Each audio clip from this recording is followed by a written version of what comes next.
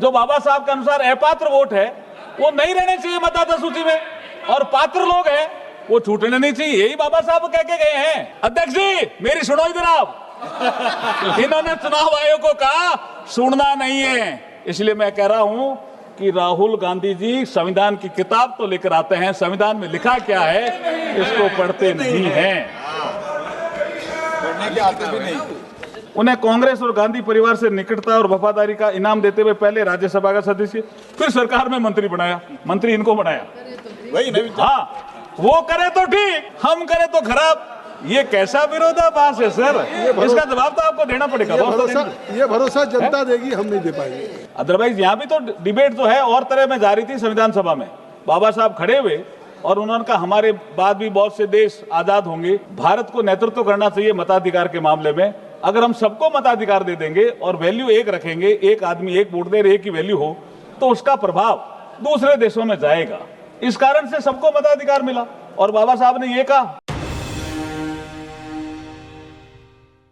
Reply whatever you have respond. धन्यवाद धन्यवाद। हाँ मैं बोल रहा हूँ सब परमिशन दी है इन्होंने। धन्यवाद सभापति महोदय। मैं चुनाव सुधार जैसे महत्वपूर्ण विषय पर आयोजित चर्चा में मुझे बोलने का अवसर देने के लिए आपको धन्यवाद देना चाहता हूँ। लोकतंत्र की जननी के रूप में हमारा महान भारत देश पूरे विश्व का सबसे बड़ा लोकतंत्र है। भारत में चुनाव मात्र एक पॉलिटिकल एक्सरसाइज नहीं है, बल्कि इन्हें लोकतंत्र के महापर्व के रूप में एक उत्सव की तरह मनाया जाता है, जिसमें देश के करोड़ों लोग मतदान के माध्यम से अपने प्रतिनिधियों का चुनाव करते हैं। ये हमारे लोकतांत्रिक गणतंत्र की पहचान का एक सशक्त प्रतीक है तथा यही वह आधारशिला है जिस पर भारतीय लोकतंत्र की भव्य संरचना की नींव रखी गई है। स्वतंत्रता के बाद भारत में अपनी शासन प्रणाली के रूप में संसदीय लोकतंत्र को हमने अपनाया, जिसमें सार्वभौमिक वरिष्ठ मताधिकार के माध्यम से जनप्रतिनिधियों का चुनाव किया जाता है। आज हम इलेक्शन रिफॉर्म की बात कर रहे हैं। संविधान निर्माताओं के लिए चुनाव आयोग का कितना महत्व था, ये सभापति जी मैं आपके माध्यम से सदन को बताना चाहता हूँ। 26 जनवरी 1950 को भारत का संविधान लागू हुआ, लेकिन उससे एक दिन पहले, मंत्री जी मैं आपकी बात कर लूंगा, आपकी बात मैं करूंगा अभी, खादी की करनी है ना, मैं करूंगा। 26 जनवरी 1950 को भारत का संविधान लागू हुआ, ये आपके माध्यम से सदन को बताना चाहता हूं। उससे एक दिन पहले 25 जनवरी 1950 को ही चुनाव आयोग का गठन किया हमारे संविधान निर्माताओं ने। उन्होंने कितना महत्व दिया चुनाव आयोग का, ये विषय तो भी समझना चाहिए ना हमें। इसलिए ये बात सभी को समझनी चाहिए कि संविधान निर्माताओं के लिए इलेक्शन कमीशन बहुत ही महत्वपूर्ण संस्था थी। देश में संपन्न हुए 2024 के आम चुनाव में कुल 97.79 करोड़ मतदाताओं को मतदाता सूची में शामिल किया गया। चुनाव आयोग के अनुसार इसमें 6 राष्ट्रीय पार्टियां सहित कुल 743 राजनीतिक दलों ने लोकतंत्र के महापर्व में भाग लिया। चुनाव आयोग की स्थापना के उपलक्ष्य में हर वर्ष, सभापति जी ये भी ध्यान देने की बात है, हर वर्ष 25 जनवरी को नेशनल वोटर्स डे देश की पार्टियों के प्रतिनिधियों के साथ और विदेशी प्रतिनिधि जो आते हैं उनके साथ चुनाव आयोग एक समारोह करता है, और मैं भी उस समारोह में जाता हूं, मैंने भाग लिया है। और भारत के चुनाव आयोग, चुनाव प्रणाली, चुनाव संचालन को लेकर के वहां पर जो विदेशी प्रतिनिधि आते हैं वो बहुत भूरी प्रशंसा करते हैं, और मुझे आश्चर्य होता है कि जो हमारे राजनीतिक दलों के लोग वहां आते हैं वो भी प्रशंसा करते हैं, लेकिन वो बाहर आलोचना करते हैं। साहब ये कैसा विरोधाभास है, मेरे तो समझ में नहीं आ रहा। ये गजब का विरोधाभास है कि यहाँ हमारे सारे विपक्षी शादी विरोध कर रहे हैं, वहां प्रशंसा करते हैं। पाकिस्तान के लोग मांग करते हैं कि भारत जैसा। ये आपने भी ठीक इंटरवेंशन किया। ऑनरेबल सभापति जी, मैं बाबा साहब B.R. अम्बेडकर साहब द्वारा संविधान सभा में 25 नवंबर 1949 को जो भाषण दिया था वही हमारे इलेक्शन रिफॉर्म का बेस है, वही हमारे इलेक्शन रिफॉर्म का आधार है। 25 नवंबर 1949 को उन्होंने एक वक्तव्य दिया हमारे संविधान सभा में। On the 26 January 1950 we are going to enter into a life of contradiction in politics we will have a equality and in social and economic life we will have a inequality. In politics we will be और recognizing the principle, यही हमारे election reform का आधार है। SIR का भी यही आधार है। In politics we will be recognizing the principle of one man one vote and one value. यही प्रिंसिपल है SIR का भी, यही प्रिंसिपल है चुनाव का भी। एक आदमी का एक ही वोट होना चाहिए, एक ही वैल्यू होनी चाहिए। इसलिए SIR में जो अपात्र वोट है, जो बाबा साहब के अनुसार अपात्र वोट है, वो नहीं रहने चाहिए मतदाता सूची में, और पात्र लोग हैं वो छूटने नहीं चाहिए। यही बाबा साहब कह के गए हैं। अब क्या है कि राहुल गांधी जी किताब तो लेके आते हैं, लेकिन किताब में लिखा क्या ये पढ़ते नहीं है, ये समस्या है। इसलिए पढ़ना पड़ेगा क्या लिखा है? हाँ, ये बाबा साहब, मैं बताता हूँ आपकी बात भी, मैं मनीष जी आपकी बात भी बताऊंगा। बाबा साहब ने भारत में चुनाव भागीदारी हेतु one man one vote one value के सिद्धांत को प्रतिपादित किया। एक व्यक्ति को एक वोट देने का अधिकार है, सभी के वोटों का मूल्य बराबर रखा गया। इसी प्रक्रिया के तहत कोई भी, मैं दोबारा रिपीट कर रहा हूं, कोई भी पात्र व्यक्ति वोटर लिस्ट में नामांकन से और वोट देने के अधिकार से छूटना नहीं चाहिए, और कोई भी अपात्र व्यक्ति वोटर लिस्ट में शामिल नहीं होना चाहिए। ये सुनिश्चित करने के लिए चुनाव आयोग समय समय पर SIR की प्रक्रिया संचालित करता है। मुझे समझ में नहीं आता कि इसमें किसी को आपत्ति क्यों होनी चाहिए। कांग्रेस के जमाने में कितनी बार SIR हुई सर? वो करें तो ठीक, हम करें तो खराब। ये कैसा विरोधाभास है सर? मैं ये आपसे पूछना था। अध्यक्ष महोदय, यहाँ ये भी उल्लेखनीय है कि देश के संविधान निर्माताओं के सामूहिक दूरदर्शिता का परिणाम था कि देश की आजादी के तुरंत बाद ही सार्वभौमिक वैश्विक मताधिकार लागू करके महिलाओं को भी वोटिंग राइट सुनिश्चित किया गया। ये बहुत बड़ी बात मैं यहाँ आपको आपके माध्यम से सदन को बताना चाह रहा हूँ। अमेरिका जैसे देश को, अमेरिका सर 1776 में मिली आजादी के बाद 144 वर्ष लगे सर महिलाओं को वोटिंग राइट के लिए अमेरिका में। और सर इंग्लैंड में, जहां से हमने संसदीय प्रणाली ली, इंग्लैंड में 1918 में 30 वर्ष से ऊपर की जो महिलाएं थी उनको वोटिंग राइट मिला, और फिर 1928 में सभी महिलाओं को मताधिकार मिला। मतलब 2 बार, इंग्लैंड में भी 2 बार मताधिकार मिला। महिलाओं को संघर्ष करना पड़ा, और यहाँ बाबा साहब के कारण, बाबा साहब BR अम्बेडकर साहब के कारण उन्होंने कहा कि सबको मताधिकार दे दीजिए। अगर आप मताधिकार देते हैं, अदरवाइज यहाँ भी तो डिबेट जो है और तरह में जारी थी संविधान सभा में। बाबा साहब खड़े हुए और उन्होंने कहा हमारे बाद भी बहुत से देश आजाद होंगे, भारत को नेतृत्व करना चाहिए मताधिकार के मामले में। अगर हम सबको मताधिकार दे देंगे और वैल्यू एक रखेंगे, एक आदमी एक वोट दे, एक ही वैल्यू हो, तो उसका प्रभाव दूसरे देशों में जाएगा। इस कारण से सबको मताधिकार मिला। और बाबा साहब ने ये कहा संविधान सभा में, किसी ने कहा कि ये महिलाओं को मताधिकार अभी क्यों दे रहे हो, ये तो परिवार के जो मुखिया कहेंगे उसके अनुसार वोट करेंगे। बाबा साहब ने कहा ऐसा नहीं है, भारतीय महिलाएं समझदार है, जब वो भागीदारी करेगी तो लोकतंत्र मजबूत होगा। अब नरेंद्र मोदी जी के नेतृत्व में महिलाएं भी भागीदारी कर रही है, लोकतंत्र मजबूत हो रहा है। बाबा साहब की बात सही निकली। इससे आगे बढ़ते हुए प्रधानमंत्री नरेंद्र मोदी जी ने जब नए संसद भवन में पहले बिल के रूप में नारी शक्ति बंधन, यहाँ भी बाबा साहब को ही श्रद्धांजलि दी है नरेंद्र मोदी जी ने। नारी शक्ति बंधन जो अधिनियम बना हमारा, जिसमें लोकसभा और विधानसभाओं में 33% महिलाओं को रिजर्वेशन किसने किया? नरेंद्र मोदी जी की सरकार ने किया। भाई आप तो नहीं कर पाए ना।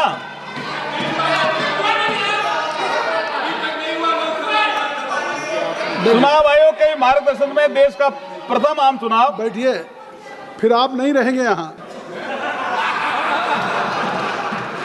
सर, चुनाव आयोग के ही मार्गदर्शन में देश में प्रथम आम चुनाव 25 अक्टूबर 1951 से 21 फरवरी 52 तक सफलतापूर्वक संपन्न हुआ। बहुत से लोगों ने आर्टिकल लिखे सर, बहुत से लोगों ने लेख लिखा कि भारत में लोकतंत्र सफल होगा कि नहीं होगा। चुनाव आयोग ने कितना बड़ा काम प्रथम चुनाव आयोग से करना शुरू किया है सर। हम चुनाव आयोग जैसी संस्था, जिसका हमारे साथी ललन सिंह जी ठीक ही कह रहे थे कि बाबा साहब ने कहा कि ये, हाँ बाबा साहब की बात तो आनी चाहिए ना, ये बाबा साहब ने कहा ये एक स्वतंत्र निकाय के रूप में काम करे, और इसकी चर्चा, इस ललन सिंह जी कह रहे थे भाई ये एक कॉन्स्टिट्यूशनल बॉडी है, इसकी चर्चा आपने मांगी।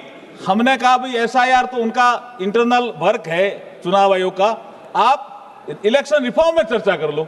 आप इलेक्शन रिफॉर्म माने नहीं उस समय इलेक्शन रिफॉर्म मान ले तो चर्चा हम उस समय भी कर देते। आप SIR को ही अड़े रहे। संवैधानिक व्यवस्था के अंतर्गत इलेक्शन कमीशन ऑफ इंडिया, नहीं, इसमें जवाब इसका है साहब हमारे पास है। जवाब कैसे नहीं है?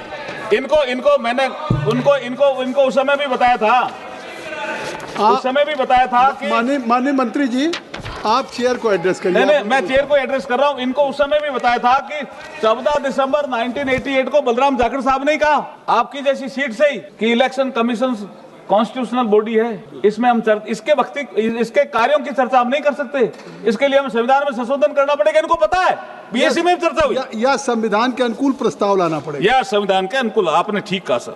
तो ये मैं संवैधानिक व्यवस्था के अंतर्गत इलेक्शन कमीशन ऑफ इंडिया को आर्टिकल 3 to 4 के अंतर्गत इलेक्टोरल रोल की तैयारी, ये मैं आपको बताना चाह रहा हूं कि इलेक्शन कमीशन क्यों इलेक्टोरल रोल को ठीक रखना चाहता है। उनकी ये संवैधानिक जिम्मेदारी है। आर्टिकल 3 to 4 के अंतर्गत इलेक्टोरल रोल की तैयारी पार्लियामेंट और स्टेट लेजिस्लेचर के इलेक्शन के संचालन हेतु निगरानी, निर्देशन और नियंत्रण के लिए शक्तियां प्रदान की गई है। संविधान सभा ने ही शक्तियां प्रदान की। इस कॉन्स्टिट्यूशनल अथॉरिटी को आगे representation of the people act 1950, जिसका जिक्र मनीष तिवारी जी कर रहे थे, और registration of electors rules 1960 RER 1960 द्वारा उसको सशक्त किया गया। मैं उन नियमों में भी आगे आऊंगा। आर्टिकल 3 to 6 ये निर्धारित करता है कि भारत का प्रत्येक नागरिक जिसने क्वालिफाइंग डेट पर, सर ये इंपॉर्टेंट चीज है, आर्टिकल 3 to 6 ये निर्धारित करता है कि भारत का प्रत्येक नागरिक जिसने क्वालिफाइंग डेट पर 18 वर्ष की आयु पूरी कर ली है, आपके प्रश्न का और जवाब किसी भी कानून, माननीय मंत्री, एक मिनट, माननीय मंत्री जी जो आपने प्रश्न उठाए, हाँ आऊंगा उसका जवाब मैं पहुंच जाऊंगा, मैं पहुंच रहा हूं। आर्टिकल 3 to 6 ये निर्धारित करता है, गौरव जी, जो उन्होंने कहा क्या अख्तियार है, आर्टिकल 324, 326 उसी का उल्लेख कर रहे हैं। यस, मैं पहुंच रहा हूं। आर्टिकल 3 to 6 ये निर्धारित करता है कि भारत का प्रत्येक नागरिक जिसने क्वालिफाइंग डेट पर 18 वर्ष की आयु पूरी कर ली है और किसी भी कानून के तहत अयोग्य घोषित नहीं है, उसे वोटर के रूप में पंजीकृत होने का अधिकार है। इसके अतिरिक्त सेक्शन 16, जिस रूल्स की मनीष तिवारी जी बात कर रहे थे, सेक्शन 16, 19 और RP एक्ट 1950 नामांकन के लिए निम्नलिखित मूल पात्रता शर्तें निर्धारित करते हैं। ये क्या शर्तें हैं साहब, ये सुनो। आवेदक भारतीय नागरिक होना चाहिए और साउंड माइंड होना चाहिए, ये शर्तें हैं। तभी तो सोनिया गांधी जी, अब विषय आपके ध्यान में ही है कि वो बिना भारतीय नागरिक बने हुए वोटर लिस्ट में आ गई थी, तो बाद में नाम हटाना पड़ा और करना पड़ा। सबको पता ही है नहीं विषय, नहीं आपको तो अनुराग जी पता ही है, सबको पता है। आवेदक भारतीय नागरिक होना चाहिए और साउंड माइंड होना चाहिए। सेक्शन 16, क्वालिफाइंग डेट पर आयु कम से कम 18 वर्ष होनी चाहिए, इंसॉल्वेंट नहीं होना चाहिए, और संबंधित निर्वाचन क्षेत्र में ऑर्डिनरीली रेजिडेंट होना चाहिए। ये सेक्शन 19। इसके अनुरूप ECI ये कॉन्स्टिट्यूशनल रिस्पॉन्सिबिलिटी लेता है कि केवल योग्य नागरिकों को ही इलेक्टोरल रोल में इंक्लूजन किया जाए। क्या गलत है साहब? और तथा निर्धारित पात्रता नहीं रखने वाले अयोग्य नागरिकों का एक्सक्लूजन किया जाए। ये कल्याण जी का भी जवाब दे रहे हैं। हाँ, इनका भी जवाब है। इलेक्टोरल रोल की शुद्धता और अखंडता बनाए रखना स्वतंत्र और निष्पक्ष इलेक्शन के लिए अत्यंत आवश्यक है। ये एक विश्वसनीय रोल सभी योग्य मतदाताओं का नामांकन सुनिश्चित करने तथा अयोग्य और डुप्लीकेट एंट्रीज को हटाकर पारदर्शिता सुनिश्चित करता है, तो लोकतंत्र को बढ़ाता है। यही काम इलेक्शन कमीशन का है। RP एक्ट 1950 के सेक्शन 21 व अन्य प्रावधान इलेक्टोरल रोल की तैयारी और संशोधन को लीगल बेस प्रदान करते हैं। रजिस्ट्रेशन ऑफ इलेक्टर्स रूल्स 1960 का रूल 25 ये निर्धारित करता है कि ECI के निर्देशानुसार प्रत्येक निर्वाचन क्षेत्र के लिए मतदाता सूची को या तो स्पेशल इंटेंसिव रिवीजन या समरी रिवीजन, जो साल में 4 बार होता है, समरी रिवीजन के द्वारा संशोधित किया जाता है। ये काम लगातार इलेक्शन कमीशन करता है। इनके पीरियड में भी होता रहा है। SIR में बताऊंगा तो 6-7 बार हुई है, कोई पहली बार हो रहा है ऐसा नहीं है। कर्नाटक में 2008 में हुआ है। ऐतिहासिक दृष्टि से देखा जाए तो ECI ने इन्हीं प्रावधानों के अंतर्गत उपयोग इलेक्टोरल रोल को समय समय पर आवश्यकता के अनुसार समरी या इंटेंसिव रूप में संशोधित करने का कार्य किया। ये हिस्ट्री बोलती है। आप चाहो तो मैं समय नहीं लेना चाहता, मैं डेट वाइज बता सकता हूँ कब कौन सी SIR हुई, किसके पीरियड में हुई, कौन प्रधानमंत्री थे, सब है हमारे पास। आप जवाब दे दें। इलेक्टोरल रोल का समरी रिवीजन, एक रूटीन, आप इलेक्टोरल रोल का, आप कानून मंत्री भी हैं, इसलिए आप लोगों के प्रश्नों का जवाब दे सकते हैं। मैं बताता हूँ।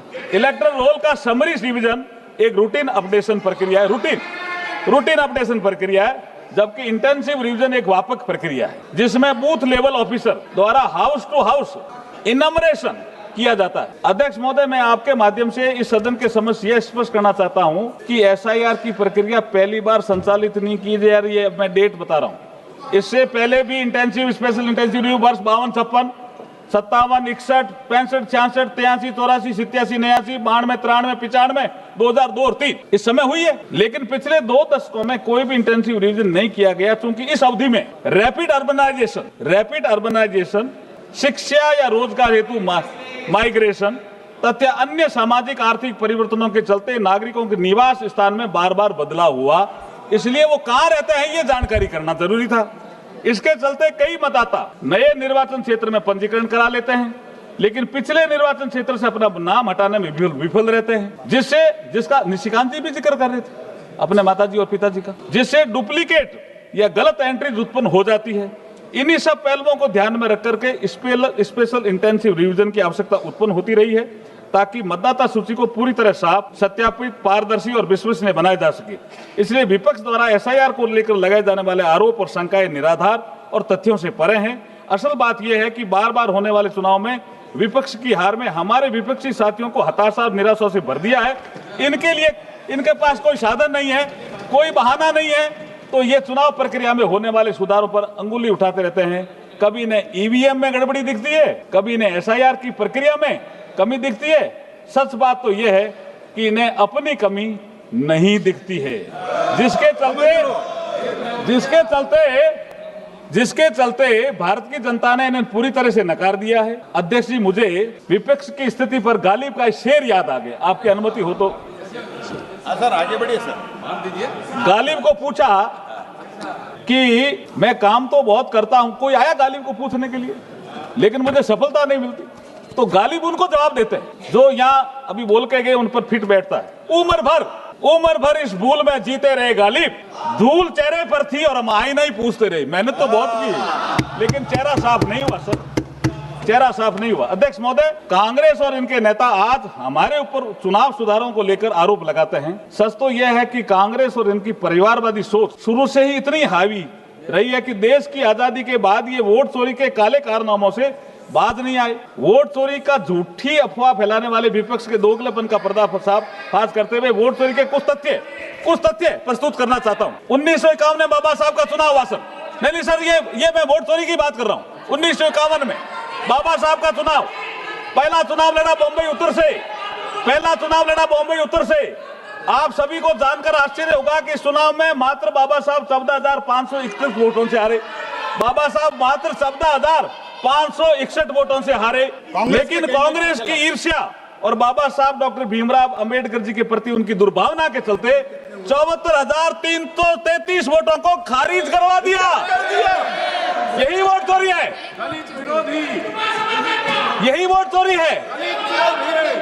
बाबा साहब ने आगे और सुनिए सभापति जी, 74,333 ये कम वोट नहीं होते। ये जब वोट खारिज हुए तो बाबा साहब ने एक याचिका दायर की चुनाव आयोग में। जैसे ये कह रहे हैं चुनाव आयोग को हम क्या कर रहे हैं, उस समय क्या कर रही थी कांग्रेस, ये देख लो। ये 21 अप्रैल में डेट लाया हूं, 21 अप्रैल 1952 को डॉक्टर अम्बेडकर ने 18 पन्नों की एक याचिका तैयार की, खुद एडवोकेट थे। और सोचिए, जिन्होंने संविधान बनाया उसी संविधान निर्माता को कांग्रेस और एक परिवार ने चुनाव में धांधली करके हरा दिया।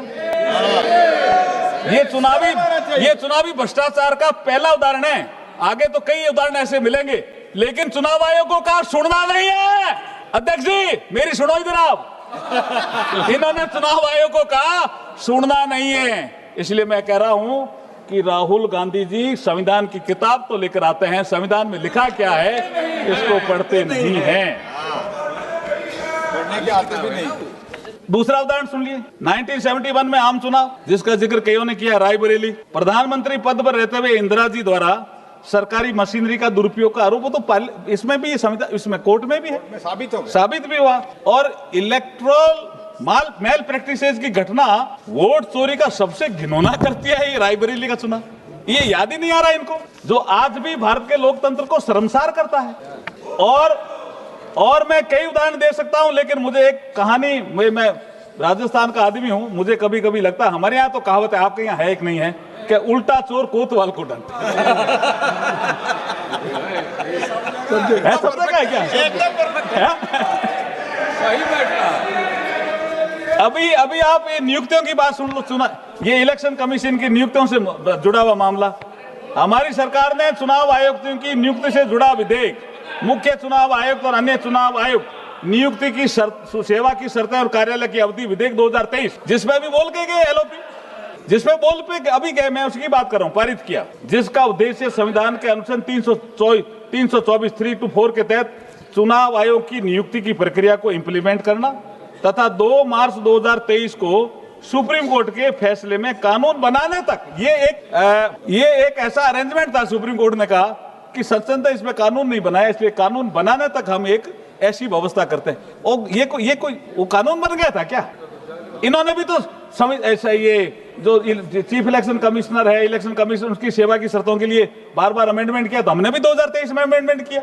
और आगे और मैं कहना चाह रहा हूं कि जो ये इसमें लिखा हुआ है कि क्या करना था, इसमें लिखा हुआ है, ये है आपका 3 to 4 सब सेक्शन 5, जिसका मनीष तिवारी जी जिक्र कर रहे थे, provided that the chief election commissioner shall not be removed from his office except in like manner and on the like ground as a जज ऑफ द सुप्रीम कोर्ट। अब supreme court का जज जैसे हटता है वैसे इसको हटाना है, और वही कंडीशन करनी है, तो संविधान में लिखा हुआ वही तो हम कर रहे हैं। राहुल गांधी जी संविधान की किताब तो लेकर आते हैं, लेकिन भाई साहब पढ़ते नहीं हैं, क्या करें इसका?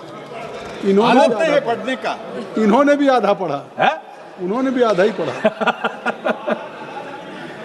अब ये बिहार में एसआईआर हुई, मैं भी बिहार के चुनाव में था, हमारे संजय जायसवाल जी भी यहाँ बैठे हैं, इन्होंने भी कहा भी बिहार के चुनाव में इसका कोई असर नहीं था, मुझे भी असर नहीं आया। और मुद्दे थे जो तो बोले नहीं, एसआईआर बोले, जनता ने इनको स्वीकार नहीं किया, नकार दिया, करारी हार हुई, तो कह रहे हैं ईवीएम खराब है या एसआईआर के कारण हार गए। ये कोई तरीका है क्या? पिकनिक मनाया इन लोग को। अभी तो आपने वो गाली वाला, गाली वाला दोबारा बोलना है क्या? गाली वाला दोबारा बोलना है क्या? बोलो जी। उम्र भर इस भूल में जीते रहे गालिब, धूल चेहरे पे थी और हम आईना ही पूछते रहे। कहां से रिजल्ट आएगा? वेणुगोपाल, कहां से रिजल्ट आएगा? हाल ही में माननीय सुप्रीम कोर्ट ने, ये 12 राज्यों की एसआईआर का विषय भी है, वो भी बिहार का विषय भी सुप्रीम कोर्ट में गया। हाल ही में माननीय सुप्रीम कोर्ट ने स्पष्ट कहा, निर्वाचन आयोग को पूरे देश में मतदाता सूची के एसआईआर की प्रक्रिया संचालित करने का वैधानिक और संवैधानिक अधिकार प्राप्त है। मनीष तिवारी जी कह रहे थे अधिकारी प्राप्त नहीं, सुप्रीम कोर्ट ने कहा है। हाल ही में माननीय सुप्रीम कोर्ट ने स्पष्ट कहा कि निर्वाचन आयोग को पूरे देश में मतदाता सूची के एसआईआर की प्रक्रिया संचालित करने का वैधानिक और संवैधानिक अधिकार प्राप्त है और इस प्रक्रिया को रोका नहीं जाएगा, ये सुप्रीम कोर्ट बोल रहे हैं। मुख्य न्यायाधीश जस्टिस सूर्य, मैं नाम नहीं लेना चाहता, साथ में एक और जज है, उन्होंने जो प्रश्न उठाए उनको अस्वीकार किया। अब ये कह रहे नहीं उन्होंने हमारी बात को माना, मेरे समझ में नहीं आया ऐसा क्यों बोल रहे हैं। अब ये फिर मैं कहूंगा कि आप जीते तो ईवीएम ठीक, हम जीते तो ईवीएम खराब, ये कैसा विरोधाभास है सर?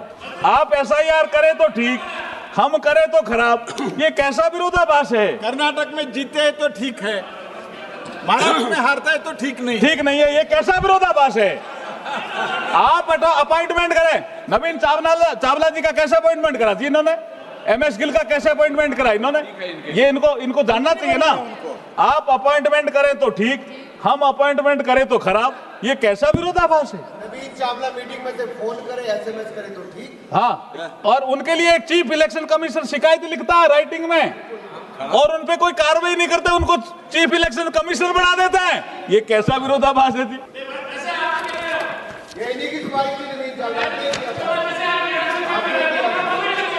देखिए, मैं नवीन चावला का विषय भी बता देता हूं। चर्चा के दौरान कुछ माननीय सदस्यों ने चुनाव आयुक्त की नियुक्ति को लेकर के भी प्रश्न उठाए हैं। शायद वे भूल गए हैं कि किन लोगों ने और किस तरीके से नवीन चावला जी को चुनाव आयुक्त और उसके बाद मुख्य चुनाव आयुक्त बनाया था। मैं उन्हें याद दिलाना चाहता हूं कि यूपीए फर्स्ट के समय में नवीन चावला जी, जो गांधी परिवार के खास थे, चुनाव आयुक्त बनाकर चुनाव आयोग में लाया गया, जो गांधी परिवार के लिए काम करते थे। एक मिनट रुक जाए, एक मिनट बैठ जाइए, एक मिनट आप बैठ जाइए। सभा की सहमति हो तो 1 घंटे सदन की कार्रवाई को बढ़ा दिया श्री। Thank you. अब यूपीए फर्स्ट के समय नवीन चावला जी, जो गांधी परिवार के खास थे, चुनाव आयुक्त बनाकर चुनाव आयोग में लाया गया, और जो गांधी परिवार के लिए काम करते थे। ये शिकायत किसने की? हमने नहीं की, मैं बताता हूँ आगे। यहाँ ये उल्लेखनीय है कि उनके कार्यों की शिकायत तथा उन्हें हटाने की सिफारिश तत्कालीन मुख्य आयुक्त श्री गोपाल स्वामी जी ने की राइटिंग में। फिर भी आप कुछ नहीं करे और हमारे को दोष देते हैं। उन्होंने मंत्री बनाया, हाँ, बाद में उनको मंत्री भी बनाया। इसके बावजूद नवीन चावला जी के खिलाफ कोई कार्रवाई नहीं। इतना ही नहीं, इनके प्रमोट करके मुख्य चुनाव आयुक्त बना दिया। आज ये हमारे ऊपर प्रश्न उठाते हैं। आप करो तो ठीक और हम करो तो खराब। ये कैसा विरोधाभास है सर? मैं आपसे पूछना चाह रहा हूँ, थोड़ा व्यवस्था दीजिए इसमें। इसी प्रकार श्री MS गिल 1996 से 2001 तक भारत के मुख्य चुनाव आयुक्त रहे। उन्हें कांग्रेस और गांधी परिवार से निकटता और वफादारी का इनाम देते हुए पहले राज्यसभा का सदस्य, फिर सरकार में मंत्री बनाया। मंत्री इनको बनाया। वही नवीन। हाँ, वो करे तो ठीक, हम करे तो खराब। ये कैसा विरोधाभास है सर? इसका जवाब तो आपको देना पड़ेगा। ये भरोसा जनता देगी, हम नहीं दे पाएंगे। हम यहाँ आपको बोलने की इजाजत देंगे, भरोसा जनता देगी। हाँ, जनता दे रही। देश के यशस्वी में अब देखो सभापति जी देश के प्रधानमंत्री जी के लिए भी इस चर्चा में कुछ विषय लेके आए। मैं थोड़ा सा देश के प्रधानमंत्री जी के वेणुगोपाल जी को लगता है कुछ गलत बोल रहे तो बताइए सर। ये तो हिस्टोरिकल फैक्ट्स आपको बता रहे हैं। नहीं, ऐसा कैसे? ये आपके आपने क्या बता रहे हैं सारा देश को? You can't raise any concern about on chair. Please, Venugopal ji are very senior member. नहीं सर, यही तो विषय आए सर चुनाव चर्चा में। अपॉइंटमेंट, EVM, SIR, सरकारी पैसे का दुरुपयोग, वोट चोरी, नेगेटिव कैंपेन, आधार, MCC, महिलाओं की भागीदारी, शिकायत नहीं सुनता, यही विषय थे। इसी विषय पे बोल रहा हूं मैं, कोई अलग तो जा ही नहीं रहा। ये अलग जा रहा हूं, आपको लगता है क्या? मैं तो ये कह रहा हूं अलग जाएंगे तो हम आपको रोक देंगे। मैं देश के प्रधानमंत्री जी का विषय भी आया यहाँ, इसलिए चर्चा में ला रहा हूं, नहीं तो मैं नहीं लाता। देश के यशस्वी, तपस्वी और कर्मयोगी प्रधानमंत्री, ये 3 शब्द महत्वपूर्ण है सर। देश के यशस्वी, तपस्वी और कर्मयोगी प्रधानमंत्री आदरणीय श्री नरेंद्र मोदी जी के नेतृत्व में चल रही हमारी सरकार को लेकर भारत की जनता और सामान्य मानवी के मन में ये विश्वास बना हुआ है कि ये सरकार जो कहती है वो करती है। जो वादे किए जाते हैं उन्हें धरातल पे पूरा किया जाता है। इसलिए ये धारणा बलवती हुई कि मोदी है तो मुमकिन है। माननीय प्रधानमंत्री जी के वक्तव्य पर ये पंक्तियां सटीक बैठती है। आप कहो तो मैं सुना दूं, आपकी इजाजत हो? प्रधानमंत्री जी के वक्तव्य पर ये पंक्तियां बिल्कुल सटीक बैठती है। जमाना कहां वाकिफ है मेरी उड़ान से, वो और थे जो हार गए आसमान से। प्रधानमंत्री जी भारत को विकसित भारत बना करके ही दम लेंगे। इसलिए उन्होंने एक सपना देखा जिनको हम साकार करने के लिए कभी रिफॉर्म की बात करते हैं, कभी परफॉर्म की बात करते हैं, ट्रांसफॉर्म करके इस मंत्र पे चल रहे हैं हमारे प्रधानमंत्री जी। और 2047 तक भारत को विकसित भारत बनाना है। माननीय अध्यक्ष महोदय, आदरणीय प्रधानमंत्री श्री नरेंद्र मोदी जी के नेतृत्व में हमारी सरकार 2047 तक भारत को विकसित राष्ट्र बनाने के लिए कृत संकल्पित है। सुधारों की ये प्रक्रिया निरंतर इसी प्रकार चलती रहेगी। हमें पता है इस मार्ग में कुछ मुश्किलें आएगी, हमें पता है, हम जानते भी हैं और PM साहब भी जानते हैं, अवरोध भी आएंगे, लेकिन हम बिना थके बिना रुके लक्ष्य की ओर बढ़ते रहेंगे। इसलिए फिर किसी शायर ने कहा है, मुश्किलें जरूर है मगर ठहरा नहीं हूं मैं, मंजिलों से कह दो अभी पहुंचा नहीं हूं मैं। मुझे पहुंचना है 2047 तक और भारत को विकसित भारत बनाना है। बहुत बहुत धन्यवाद, आभार आपका। बहुत बढ़िया, वेरी गुड सर, कमाल हो गया। Sushri S Jothimani. Sir, Mike, sir. Thank you, Chairman, sir.